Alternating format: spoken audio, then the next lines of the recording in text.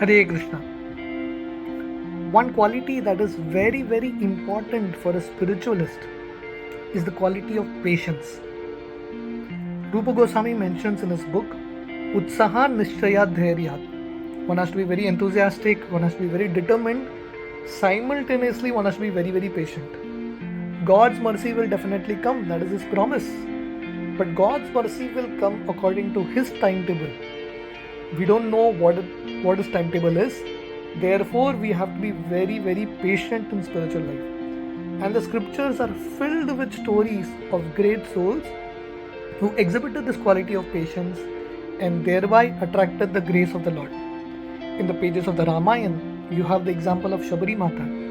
When she was a small child, her guru instructed her, you please stay in Pampa Sarovar in this ashram. Lord Ram will come, you stay here to welcome him. And her guru left. Shabari, every day, she would clean the ashram, she would get flowers, get fruits, waited her entire life very patiently. And when she was very, very old, Lord Ram did come.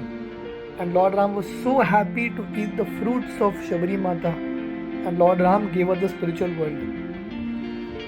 Because Shabari showed this quality of patience, Lord Ram was so happy accepting the devotion of Shabari and granting her the spiritual world. In Srimad Bhagavatam, you have the story of Narad Muni. Narad Muni tells his story to Vyasdev. In his previous life, Narada was born in the house of a Shudra, a very low family. And, he met great souls, Bhakti Vedantas, who gave him the path of Bhakti.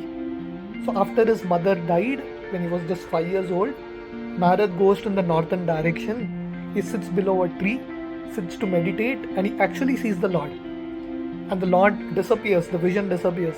And then the Lord tells him, you will not be able to see me again in this life. You have to wait this entire life doing bhakti. In your next life, you will be able to see me. You will become my associate, Narada. So Narad Muni, rest of his life, very patiently he practiced the path of bhakti. And when it was time for his death to come, it was also time for the annihilation of the universe. So Brahma and all the living entities and all the universes entered into the body of Vishnu. And for trillions of years, Narad remained in the body of Vishnu. And finally, when the next creation happens, the next day of Brahma, he is born as Narad Muni. So Narad had to wait a long period to achieve the grace of the Lord. But it was definitely fruitful to get this body of Narad Muni and eternally be engaged in the service of the Lord and freely wander around in the universe. In the Chaitanya Charitamrita, you have the example of Mukunda. One time Lord Chaitanya in the Mahaprakash Leela, he was fulfilling the desires of all the devotees. But he didn't fulfill the desire of Mukunda because Mukunda had done some offense. So all the devotees went to Lord Chaitanya and told the Lord, please give mercy to Mukunda. Lord Chaitanya said, no, he is an offender. I will not give him mercy for 10,000 births. When Mukunda heard this, he was so happy because he was thinking, just in 10,000 births, I'm going to get the mercy of the Lord. I'm ready to wait patiently.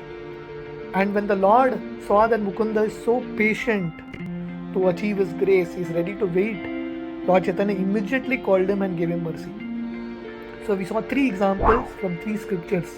The example of Shabari from Ramayana, the example of Narad Muni from Srimad Bhagavatam, the example of Mukunda from Chaitanya Charitamrita. And there are n number of examples like this of devotees who teach us this important quality of patience.